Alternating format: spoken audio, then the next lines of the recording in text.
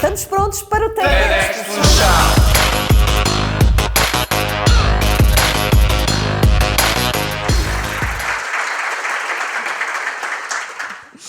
Olá a todos! Como estava a dizer, peço desculpa, não consigo estar de pé. Vou ter mesmo de falar sentada. Não levem a mal, mas pensem no lado positivo. Estamos todos sentados, logo pé de igualdade. Só que neste caso eu falo e vocês ouvem.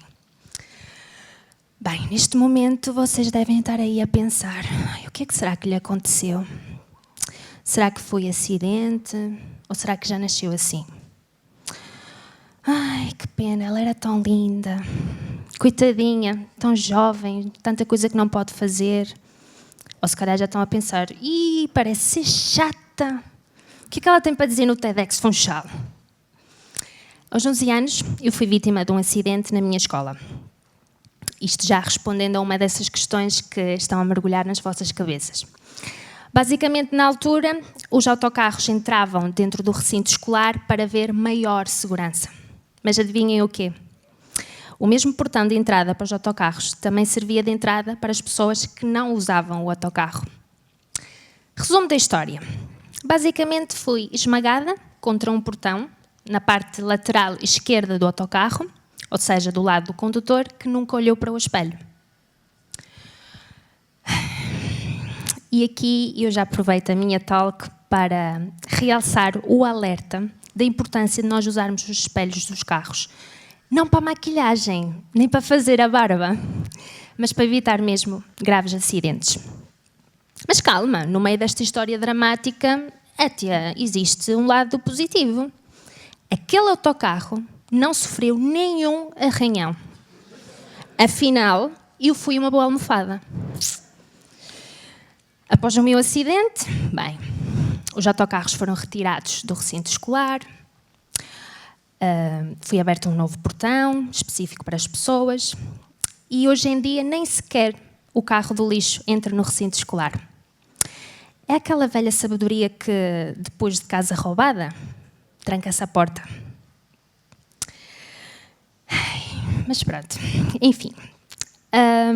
De facto, já perceberam porque é que a minha vida anda sobre rodas, como eu costumo dizer, mas muitas vezes as pessoas que têm alguma dificuldade motora são bombardeadas com um conjunto de perguntas e afirmações. Exemplo típico. Então, o que é que aconteceu? Foi acidente? Sim. De quê? De viação. E como é que foi? Ok. Aqui já convém controlar a curiosidade e acabar com o interrogatório. Porquê? Primeiro, porque já se percebeu o que é que aconteceu, que era o objetivo da questão, certo? É acidente. Depois, também temos o facto de ser um acontecimento do passado. Ninguém quer estar constantemente a trazer esse acontecimento para o presente. E também, sejamos sinceros, ninguém gosta de ser bombardeado com perguntas, principalmente se forem pessoais. Imaginem que alguém que vocês não conhecem de lado nenhum chega à vossa beira de repente e pergunta: então, tu trabalhas? E em que trabalhas? E quanto é que ganhas? Alguma prudência é fundamental.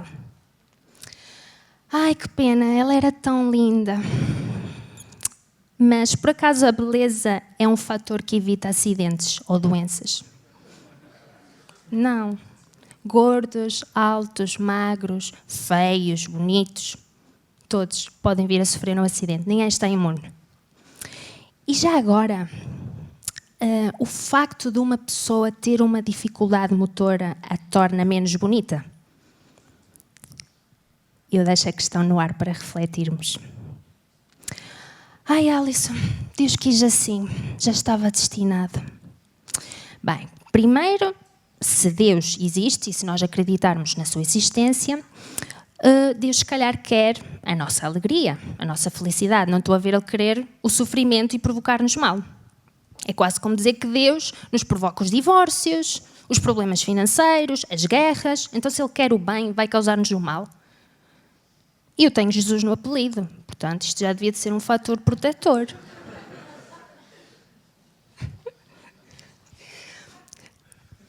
Destino? Já estava destinado, Alison. Mas a vida, por acaso, não é uma novela, que já temos um guião e já está tudo definido, ou ela é feita de escolhas e momentos? Eu não escolhi ter um acidente, é um facto. Eu escolhi foi ir à escola. O problema, como todas as outras crianças, não é? E os outros dias eu fazia, o problema é que fui apanhada no momento errado. Ai, Alice, mas tu, diz-me uma coisa, és mais feliz agora do que antes? Estás melhor agora? Eu confesso que estas duas perguntas fazem-me um bocadinho de confusão. Eu sei que há pessoas que dizem que depois de um acidente, de uma desgraça, são mais felizes, valorizam mais a vida, mas felizmente há pessoas que já faziam isso sem terem que necessitar de uma desgraça. Sim, há pessoas que precisam levar uma bufetada da vida para começarem a pensar, olha, valoriza o que tu tens e o que és. Mas nem todas as pessoas são iguais. Convém não rotularmos, porque os rótulos são para os alimentos e não para as pessoas. Ser vítima de um acidente é motivo para parar? Não, de todo. É motivo para nós reformularmos os nossos sonhos e aproveitarmos as ferramentas que temos e dar, como eu costumo dizer, o máximo dos nossos máximos. Neste caso, no meu caso em particular, os meus sonhos agora têm que ser acessíveis à minha condição. É fácil? Não, não é fácil. Mas por acaso a vida é fácil? A vida é difícil. E não vale a pena dizermos o contrário. Se alguém algum dia vos dizer que a vida é fácil, é claramente publicidade enganosa. Todos nós vamos ter obstáculos, vamos ter desafios e vamos ter momentos de dor, sem dúvida. Mas, felizmente, nós temos o poder de decidir se vamos sofrer com essa dor ou minimizá-la. E nisso a vida está sempre a ensinar-nos. Aliás, eu não percebo como é que a Universidade da Vida não está no primeiro lugar do ranking das melhores universidades do mundo. A sério. Porque tu não aprendes a teoria para seguir aplicares. Não. Tu, ao invés disso, levas com a prática e depois ficas com a lição, com a experiência. Alguém quer se imaginar numa cadeira de rodas? Não.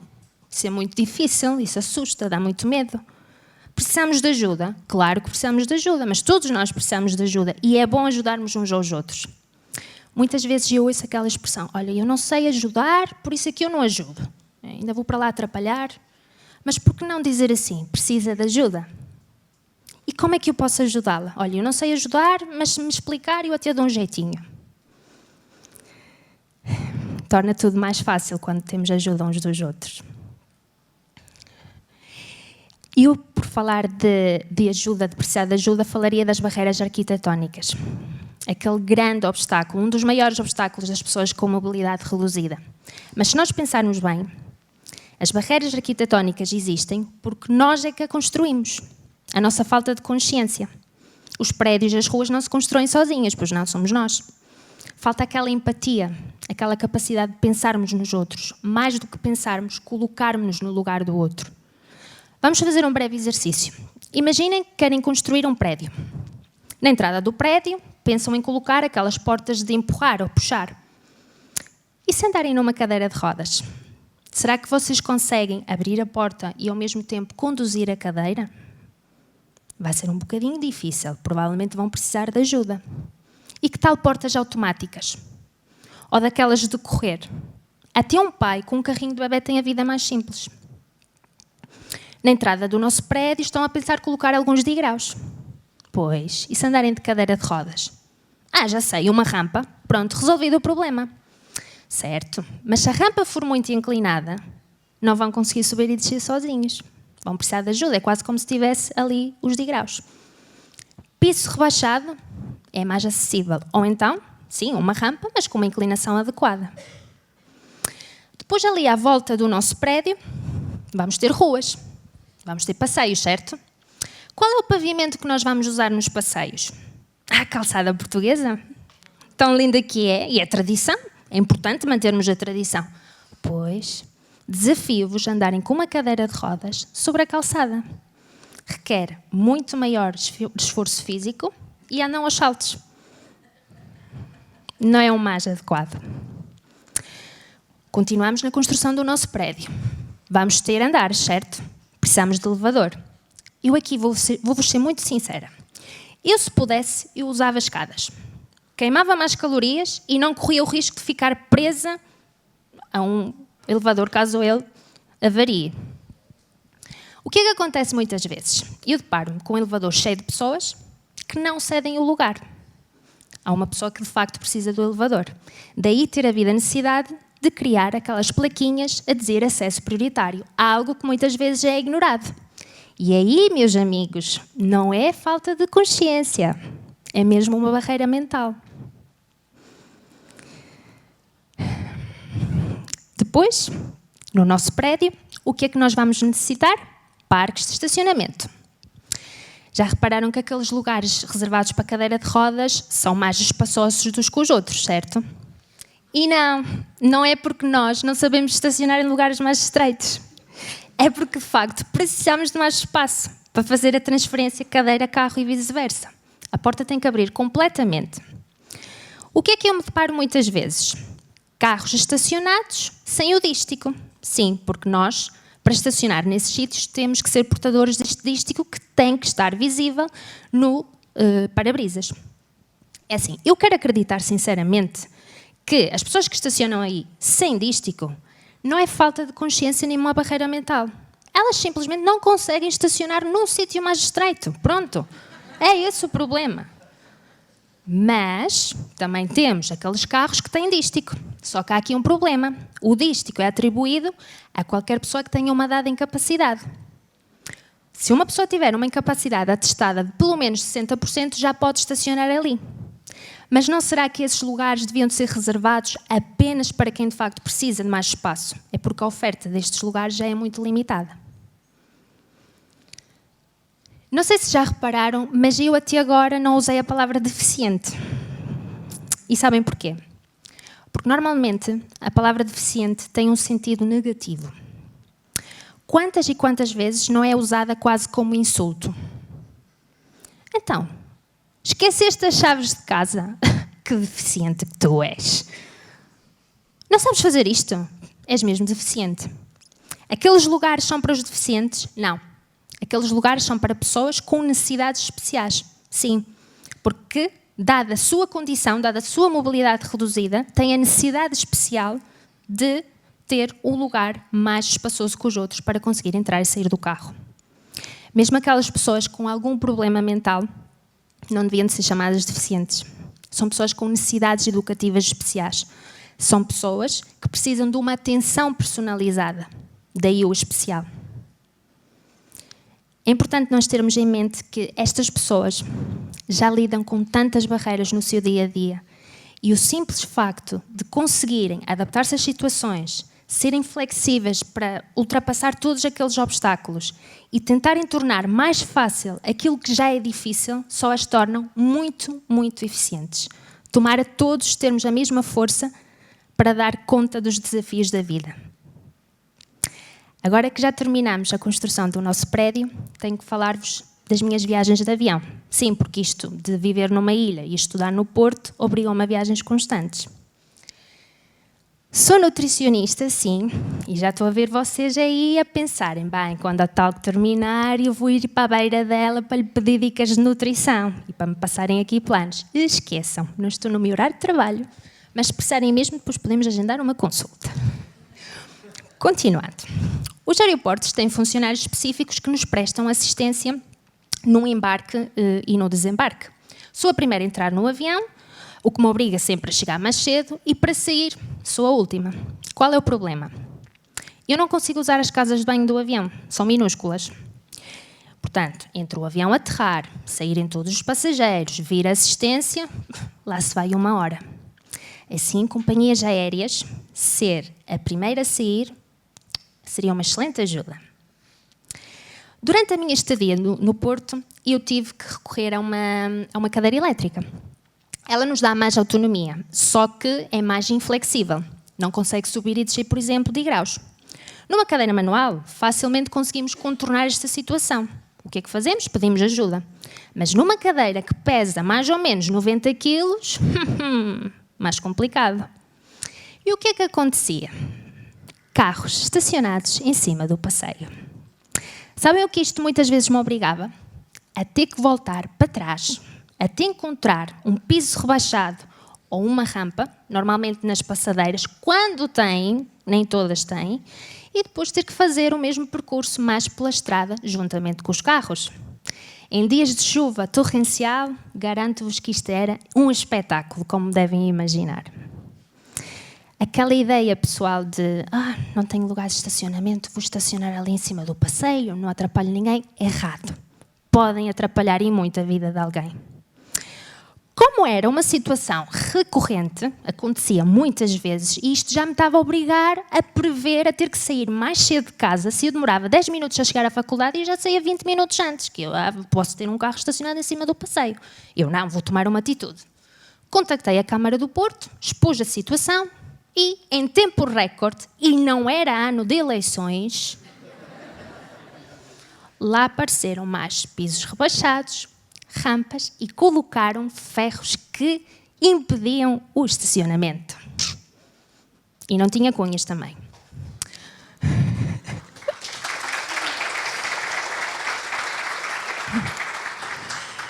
Sabem uma história engraçada? Um dia vinha da faculdade e vinham dois rapazes à minha frente. E um vira-se para o outro e diz: já viste o que é que eles fizeram? Puseram aquilo ali, agora já não consigo estacionar. Onde é que eu vou estacionar o carro? Eles mal sabiam que a responsável daquilo estava mesmo atrás deles.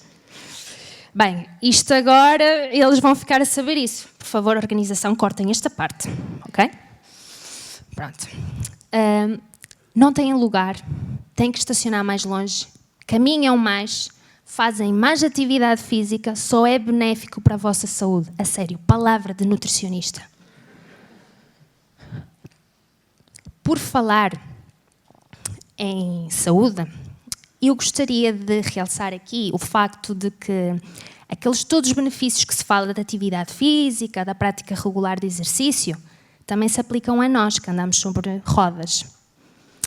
E mais, é fundamental nós termos uma vida ativa, porque nós passamos muitas horas sentados. Temos que investir mais na atividade física. Só que eu me apercebo que há ainda uma falta de consciência nesse sentido. Onde é que estão os ginásios adaptados? Os PTs disponíveis para trabalhar com pessoas com mobilidade reduzida. Aulas de zumba adaptada, de crossfit. Piscinas para praticar natação. De facto, ainda temos um longo caminho no que diz respeito à integração, inclusive na saúde. E a sério, eu também quero tirar aquelas fotos fit no ginásio para publicar nas redes sociais e ter likes.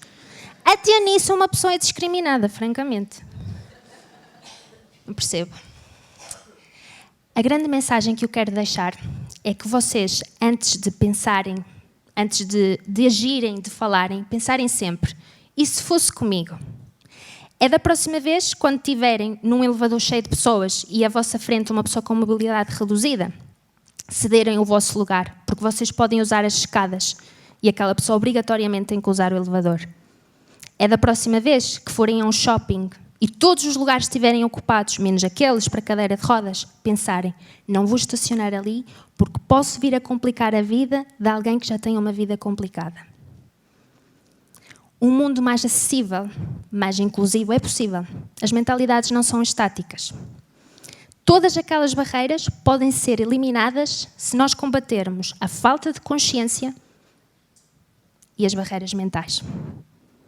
Então era isso. Obrigada.